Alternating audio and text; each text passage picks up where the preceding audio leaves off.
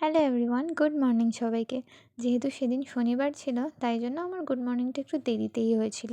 9:30টার সময় করে উঠে পড়েছিলাম, কিন্তু এডিটিং করতে করতে ওই 10টা 10:30 মতো বেজে গেছিলো। তারপর উঠে বাগানে গেছিলাম আর দেখলাম কত দিন পরে এই প্রথম আমার বাগানে এই বেগুনি কালারের জবাটা হয়েছে। তাই জন্য পুজোর জন্য আরও সমস্ত ফুল তুলে নিয়ে কি ব্রেকফাস্ট করা যায় সেই দিকে দেখছিলাম।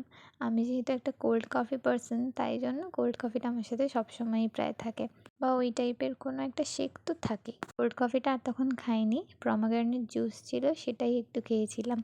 তারপর স্নান টান সেরে বসেছিলাম একটু পড়তে, যেহেতু সামনে একটা এক্সামের জন্য প্রিপারেশন নিচ্ছি, তাই জন্য ভাবলাম যে আর ঢিলেমি না করে একটু পড়াই যাক। কিন্তু পাশে এই যে উপন্যাসটা আমায় যেন টানছে, কতক্ষণে ক্লাসটা শেষ হয় ল্যাপটপটা বন্ধ করে আমি উপন্যাসটা পড়ি, এই আশাতেই বসেছিলাম। তারপর বিকালবেলা আকাশটা প্রচণ্ড মেঘলা হয়েছিল, দেখে মনে হচ্ছিল যেন কিনাই ঝড় বৃষ্টি হবে, কিন্তু তার একটুই হয়নি। তারপর মা এক বাটি ফল কেটে দিল আর সেটা নিয়েই বসে আমি আর একটু পড়ে নিলাম। তারপর সন্ধেবেলা রেডি হয়ে চলে গেছিলাম পড়াতে। শনিবার থাকলেও একটা দিন গ্যাপ গেছিলো, যার জন্য আমাকে এক্সট্রা ক্লাস করাতে হলো। এরপরেও হয়তো অনেকগুলো ছুটি হবে, তাই জন্য মাঝে মাঝে এক্সট্রা ক্লাস করিয়ে রাখা ভালো। পড়িয়ে ছুটি দিয়ে বাইরে আমার কিছু কাজ ছিল, তাই জন্য বাড়ি ফিরতে প্রায় 9টা মতো বেজে গেছিলো।